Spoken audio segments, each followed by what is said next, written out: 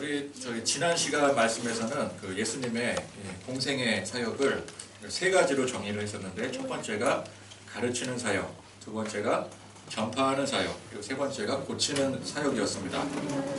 진리의 말씀을 상세하게 가르치고 또 이 진리를 전파함으로 세상 모든 죄인들을 고치시는 것이죠. 예수님께서는 이 세 가지 사역의 본을 이 사람들 앞에서도 보이셨지만 주로 예수님께서 특별히 세우신 제자들 앞에 보이셨습니다. 자, 우리가 이제 예수 믿음으로 하나님의 자녀가 되었고 동시에 우리도 예수님의 제자들이 되었습니다. 그러니까 예수님께서 당시에 제자들에게 가르치시면서 이 본을 보이신 것이 곧 오늘 우리에게도 가르치시고 또 그 본을 보여주신 것이죠. 우리도 제자들이기 때문에. 자, 오늘 이 말씀은 예수님의 가르침 중에 아주 유명한 장면입니다. 그 예수님께서 산에 오르셔서 제자들에게 가르치셨다고 해서 산상수훈 또는 이제 산상보훈이라고 하고요. 그리고 그 내용이 8가지의 복에 대한 내용이라고 해서 팔복이라고 하는 아주 유명한 말씀 아니겠습니까? 예수님의 사역 중에 수많은 사람들이 그 당시에 반응하고 열렬히 환호했던 것은 기적이었습니다. 병든 자를 고치시고 귀신을 내쫓으시고 죽은 사람까지 살리는 기적은 사람들의 이목을 끌기에 충분했습니다. 그런 기적이 일어나잖아요. 그럼 뭐라 그러겠어요? 야, 저렇게 놀라운 능력을, 말도 안 되는 기적을 행하시는 분이 누구겠는가? 근데 유대인들이 누구를 기다리고 있었어요? 메시아를 기다렸잖아요. 저분이 바로 우리가 기다리던 메시아시구나. 수많은 사람들이 예수님께 모여들어서 환호합니다.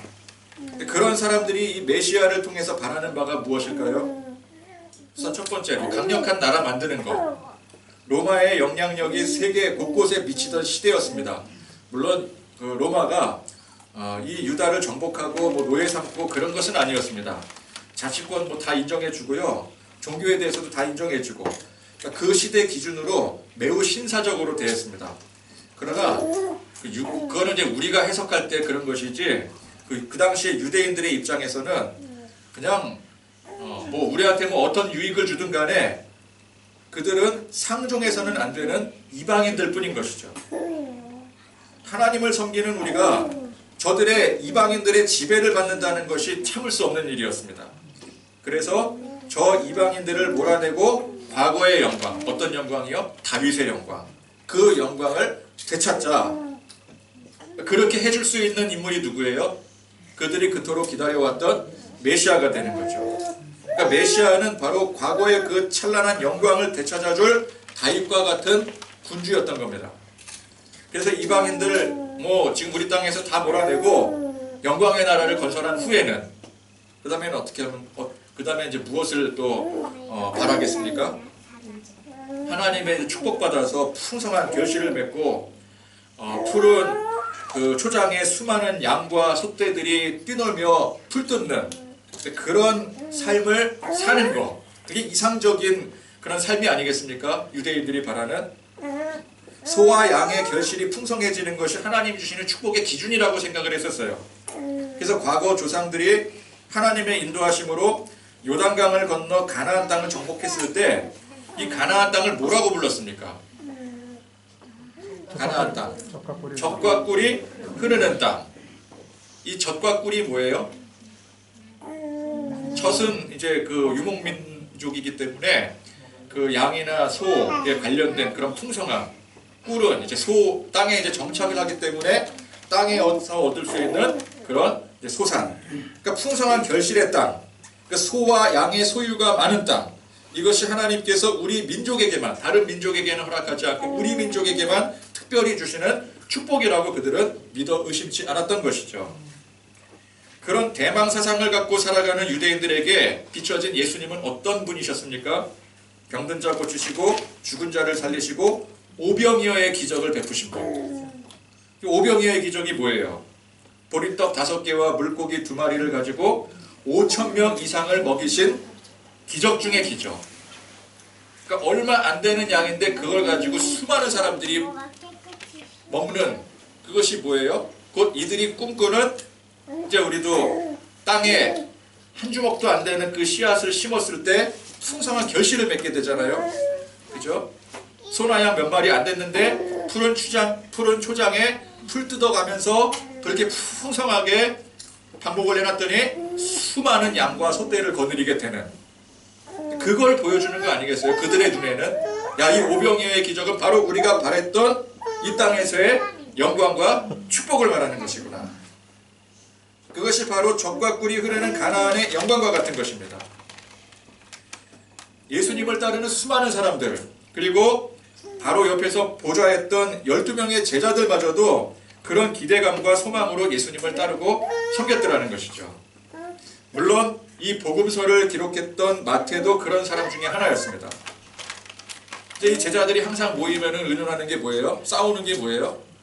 나중에 이제 우리 예수님께서 왕국을 건설하시고 왕이 되시면은, 세상을 통치하는 왕이 되시면은, 그때 이제 우리가 수제자들이기 때문에 대국 공신이 돼서 그 높은 자리를 앉게 될 텐데 누가 먼저 그 자리를 찾느냐, 누가 높은 자리에 앉느냐, 그거 가지고 제자들이 싸웠잖아요.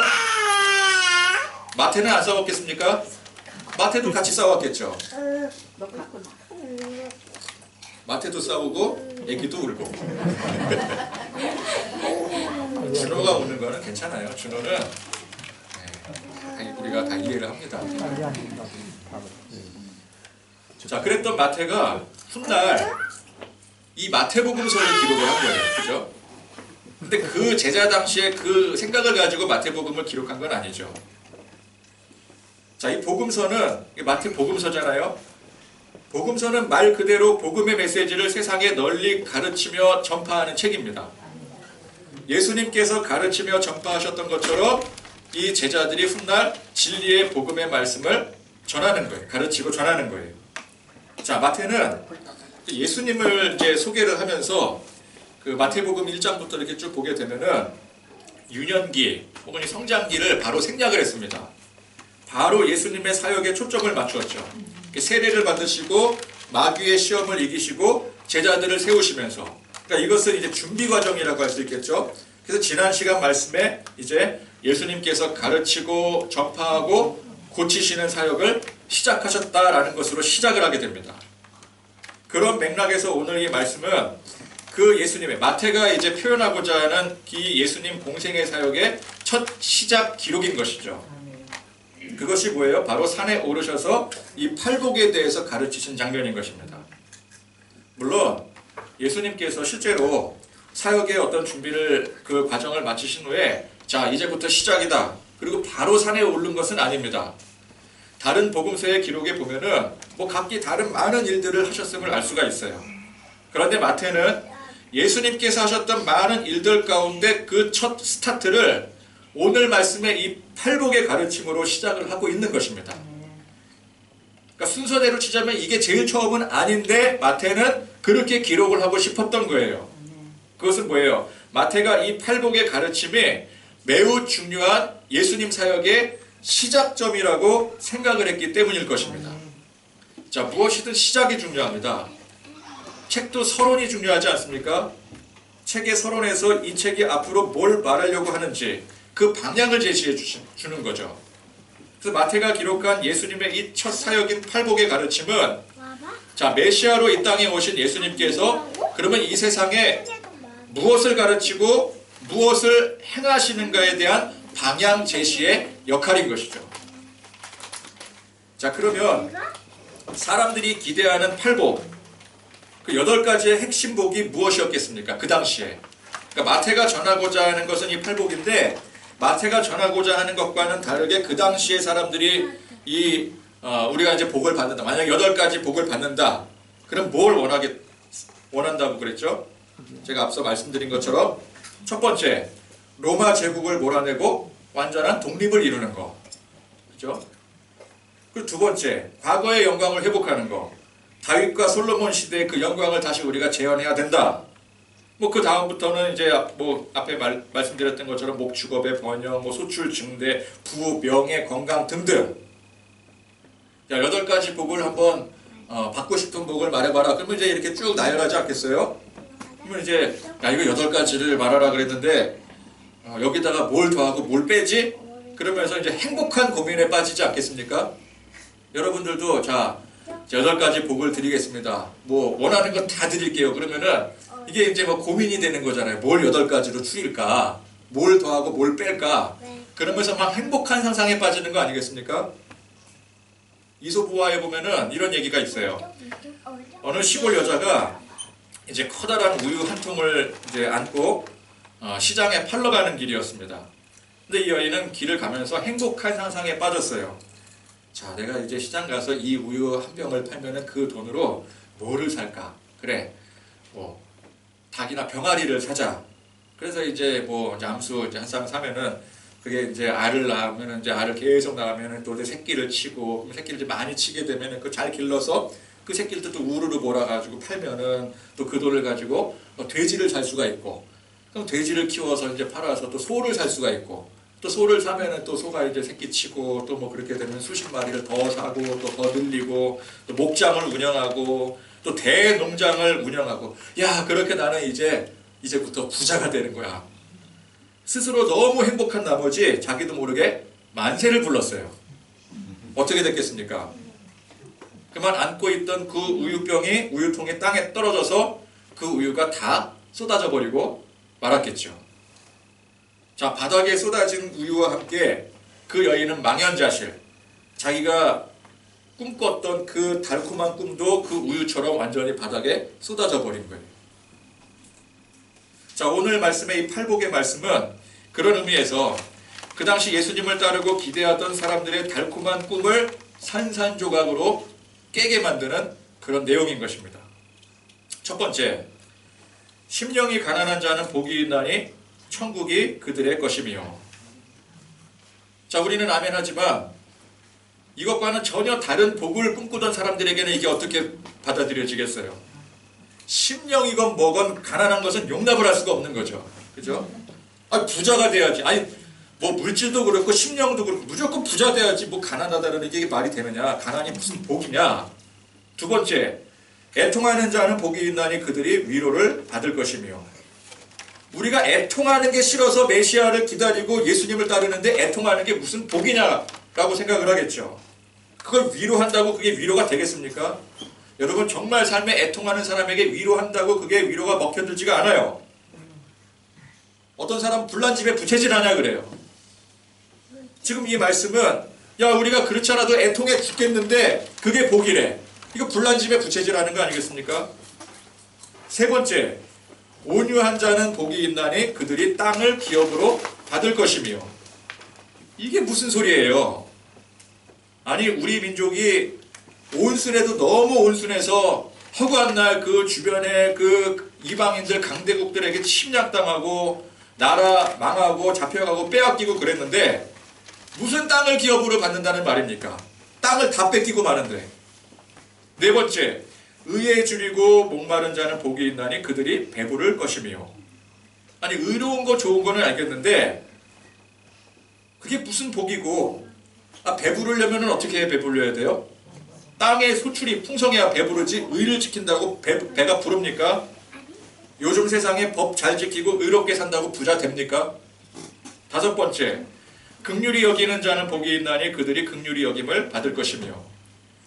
이쯤 되면 이제 사람들이 이제 헐끌끌 차면서 참 예수님이 세상 물정 몰라도 너무 모르시네. 너무 이렇게 교회 안에서만 성경에만 이렇게 갇혀 있어가지고 세상 물정을 모르시는 목사님이야. 뭐 그런 거 있지 않습니까? 긍휼히 사는 거 그거 좋지요. 그런데 긍휼 베풀다가 코 베어가고 귀 베어가는 세상입니다. 지금 이 세상이. 우리는 우리 자식들에게 아무리 내가 교회를 열심히 출석을 하고 교회에서 헌신하고 봉사를 해도 나는 내 자식들에게 절대 너는 나가서 남들에게 지면 안 된다. 경쟁에서 살아남아야 된다. 그렇기 때문에 무조건 공부해라. 오른뺨을 때리면 죽방을 날려라. 이렇게 가르치는데 그렇잖아요. 여기 우리 주께로교회가 그렇다는 게 아니라 저는 항상 전제가 그래요. 우리 주께로교회를 말하는 게 아니라 우리 주변에 있는 다른 뭐 너에게로 교회를 말하는 거라고. 다 자녀들 그렇게 가르치지 않겠습니까? 그러니까 어떻게든 길을 써서 공부를 하려고 그러고 좋은 대학 들어가려고 하는 이유가 뭐예요? 남들보다 위에 서야 되니까. 그죠? 사기당하면 안 되니까. 내가 남 밑에 들어가면 안 되고 남을 지배하는 사람이 돼야 되니까. 그렇게 가르치잖아요. 그렇게 가르치는데 긍휼은 무슨 긍휼이냐는 것이죠. 여섯 번째, 마음이 청결한 자는 복이 있나니 그들이 하나님을 볼 것이며. 세상이 그렇지 않다니까요. 청결하고 깨끗하고 정직하게 사는 사람들이 병신 취급하고 다 빼앗아 갑니다. 그게 세상이에요. 일곱 번째, 화평하게 하는 자는 복이 있나니 그들이 하나님의 아들이라 일컬음을 받을 것이며. 아니, 또 반복하지만 우리가 화평하겠다고 지금까지 우리는 남 침략 안 하겠다고 우리가 언제 전쟁 거는 거 봤습니까? 그렇게 평화를 선언했더니 평화를 선언한다고 그 평화가 유지가 되나요? 그 시대에? 그 결과가 고작 이 꼴로 사는 게 이게 무슨 하나님의 아들이라 일컬음을 받는 겁니까? 하나님의 아들이라면은 당당하게 세상을 지배하며 살 줄 알아야지. 여덟 번째, 의를 위하여 박해를 받는 자는 복이 있나니 천국이 그들의 것입니다.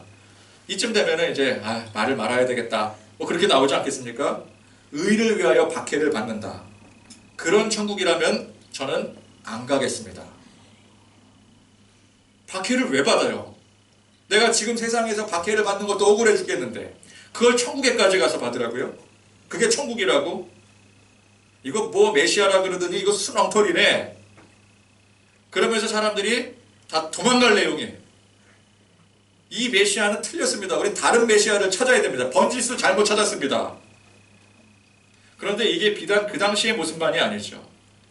오늘날 우리가 바라는 복, 하나님께 구하여 받고자 열심히 노력하는 결과가 오늘 팔복의 말씀에 나오는 이런 것들입니까? 솔직히 아니잖아요. 심령이 가난하고 애통하고 등신같이 온유하고 혼자만 의를 부르짖고. 아니 세상 사람들 다 불의로 사는데 나만 혼자 의를 부르짖겠대요. 긍휼히 여기고 청결하게 살다가 그러다가 어떻게 다 뺏기고 그럼에도 자기 권리도 찾지 못하고 화평하자고 하고. 그런 바보가 어디 있습니까 세상에. 그렇게 박해를 받는 게 그게 사람들이 구하고 받기 위해 노력하는 것들이겠습니까? 그러니까 예수님은 우리 모두의 환상을 깨버리시는 거예요. 자, 이 팔복의 그 어디에도 세상에서 부자 되고 높은 자리에 올라가고 문제 해결받고 건강 얻고 그런 거 한 개도 없어요. 그러니까 이 말씀은 이건 예수님의 그 기적과 명성을 듣고 찾아든 수많은 사람들을 다 떨궈낼 만한 내용들입니다. 그러니까 교회가 이제 행사 같은 걸 열심히 투자를 해서 사람들을 기껏 모아놓고서 사람들을 모아놓고 설교한다는 게 이 팔복 설교하면 어떻게 되겠어요? 다 떠나겠죠. 그렇게 만드는 말씀이에요. 이 말씀이. 그래서 우리는 예수님을 믿잖아요. 중요한 것은 여러분 예수님을 안 믿으십니까 혹시? 우리 다 믿잖아요. 믿으니까 이 자리에 나와 있는 거 아니겠습니까? 그러니까 우리가 예수님을 믿는다면 이 말씀에 실망하고 좌절하면 그 예수님 믿을 수가 없는 거예요. 자, 오늘 말씀에 이 복이 있는 사람, 이 팔복에 대한 이 내용들이 이게 예수님께서 우리에게 주시는 복의 전말이라고 한다면 사람들은 교회를 떠날 수밖에 없습니다. 그게 목적이 아닌 사람들은. 그러나 우리가 이 말씀을 이것이 예수님의 말씀이요 하나님의 진리로 믿고 받아들인다면 우리는 지금까지의 우리의 생각과 우리의 모든 것들을 싹 다 바꿔야 되는 거예요. 복에 대한 기본 개념을 다 바꿔야 됩니다. 심령이건 뭐건 우리는 부자가 되어야 되는데 심령이 가난하게 되는 것으로 우리는 그 인식 사고를 바꿔야 되는 거예요. 애통하는 걸 해결받는 게 복인 줄 알았는데 애통하는 그 자체가 하나님께서 우리에게 주시는 복임을 깨달아야 됩니다. 온유하고 의에 줄이고 긍휼히 여기고 또 마음이 청결하고 화평하게 하는 것이 그것이 진짜 복임을 깨닫고 우리는 그렇게 살아야 되는 거예요. 그런데 그렇게 살면 세상에서 소외되고 뒤떨어지게 됩니다. 10중8구 그렇게 돼요. 간혹 정직하게 살았더니 뭐 성공을 했다. 뭐 책들 보면은 뭐 이렇게 막 성공한 뭐 위인들 그 내용들 보면은 다 뭐라 그래요? 책에 다 뭐라고 써요? 의롭게 살고 정직하게 살았더니 착실하게 돈 벌었더니 이렇게 성공했다. 그럼 책에다 그렇게 쓰지 뭐 사기치고 뒤에서 빼돌리고 거짓말하고 그러고 살았더니 이렇게 사기치고 살았더니 이렇게 성공했다. 그렇게 쓰겠습니까 책에? 책에는 다 좋은 내용 써요. 그러니까 정직하게 살았더니 꿋꿋하게 살았더니 이렇게 성공했다. 그거 다 거짓말입니다. 뒤에서 편법 하고 다 거짓말하고 또 그냥 절대 밝혀져서는 안 되는 그런 내용들 다 하고 이게 들키지 않았을 뿐. 여러분 제 11계명이 뭐예요? 들키지 말라. 그러니까 이 사람은 들키지 말라 이 11계명을 잘 지킨 거예요. 여러분 세상의 속성이 악입니다. 이 악한 속성의 세상에서 우리가 정직하게 산다고 의롭게 산다고 그것 때문에 부자 되거나 성공하지 않아요. 절대 그럴 수가 없어요. 시스템이 그래요. 여러분 이 세상 시스템을 잘 이용할 줄 아는 사람이 성공하는 거예요. 세상에서는. 돈은 아무나 버는 게 아닙니다. 시스템을 잘 이용해서 그것을 역이용해서 활용할 줄 아는 사람이 돈도 버는 거예요. 그러려면 어떻게 돼요? 세상의 시스템이 정직하게 돈 벌면 부자 될 수 있는 시스템입니까? 절대 그렇지 않죠. 그런 방법으로는 죽었다 깨나도 세상에서 부자 될 수 없어요. 성공할 수 없어요. 그러니까 우리가 이 말씀대로 온유하고 의에 줄이고 긍휼히 여기고 마음이 청결하고 화평하게 의를 위해 살게 되면은 세상에서는 소외되고 뒤떨어질 수밖에 없어요. 실패할 수밖에 없어요. 남들은 다 편법 쓰고 법을 교묘히 이용해서 양심 속여가면서 그렇게 돈 벌어서 부자 되고 성공하고 그러는데 이 말씀대로 살면 절대 부자 되고 성공할 수 없는 겁니다. 10절 말씀처럼 의를 위해 박해를 받는 것이에요. 우리가 예수님 가르침대로 살 때 그 의로 인해서 박해를 받는 겁니다. 그런데 성경은 그걸 뭐라 그러고 있어요? 이게 복이래요. 그러니까 우리가 생각하는 복과는 완전히 다른 거죠. 11절 말씀. 나로 말미암아 너희를 욕하고 박해하고 거짓으로 너희를 거슬러 모든 악한 말을 할 때에는 너희에게 복이 있나니. 이게 복이래요. 자, 이 팔복의 말씀은 굉장히 유명한 말씀입니다. 그 성지순례를 가면 요즘에도 그러는지 모르겠는데 저는 성지순례를 안 가봤는데 이제 갔다 오신 분들 얘기를 들어보면은 이 팔복교회라는 곳을 방문을 한대요. 이 팔복교회를 세웠다 그러더라고요. 그러면 이제 거기 가서 성지순례 하시는 분들 거기 가서 나 막 감격해서 막 야 여기가 팔복교회예요 이러면서 무릎 꿇고 막 기도하고 그러지 않겠습니까? 그 하나님은 저에게도 복을 달라고.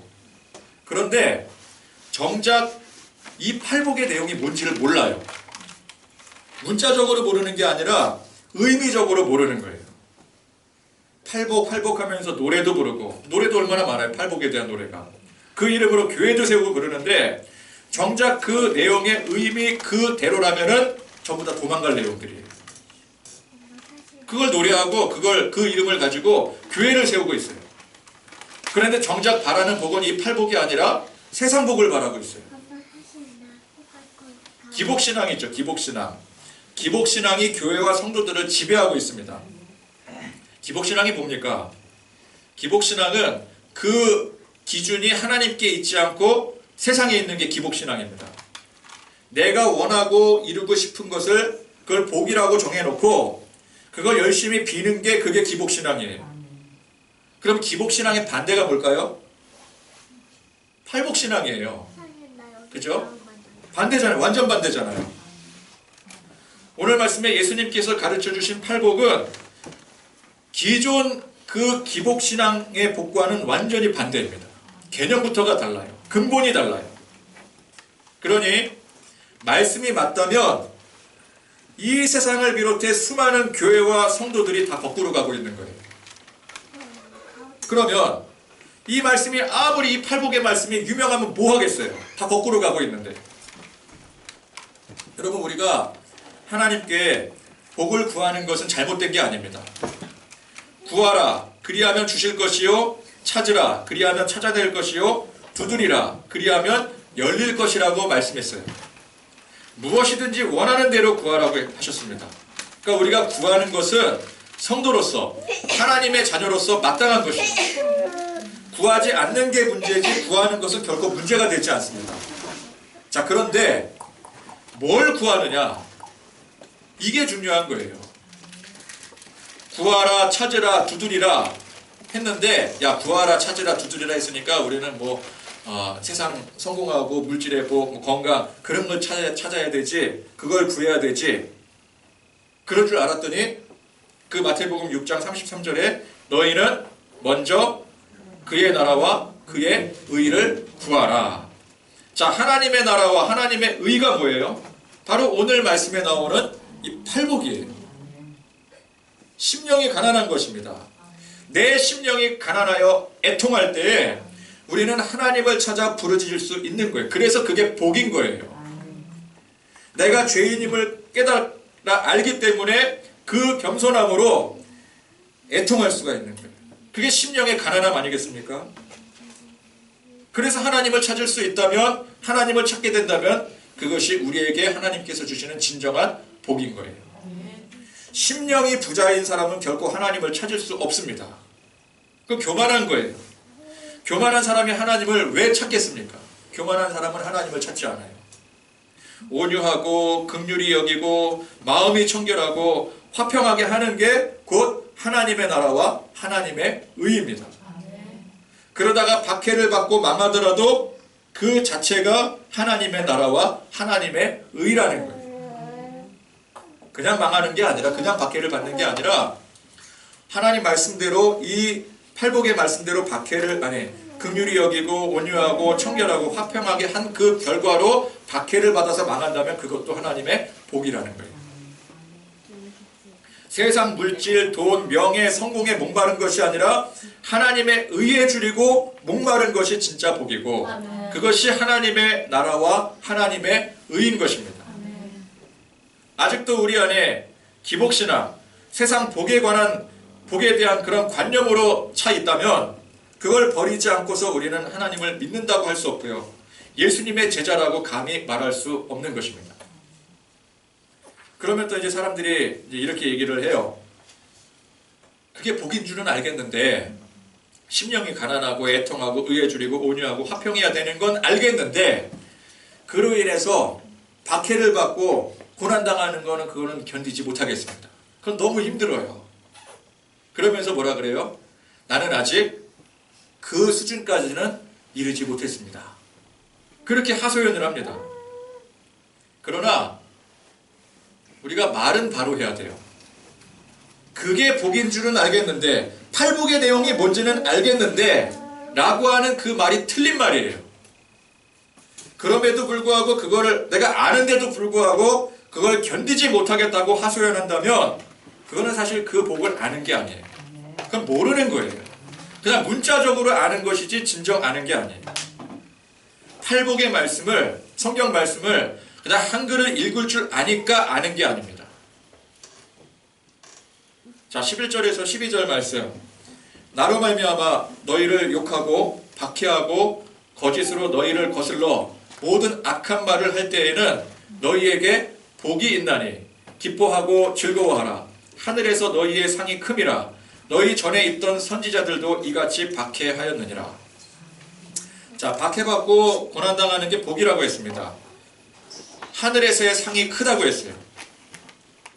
그랬더니 또 이 말씀을 또 어떻게 해석을 합니까? 그래, 세상에서는 어쩔 수 없어. 박해를 받을 수밖에 없지.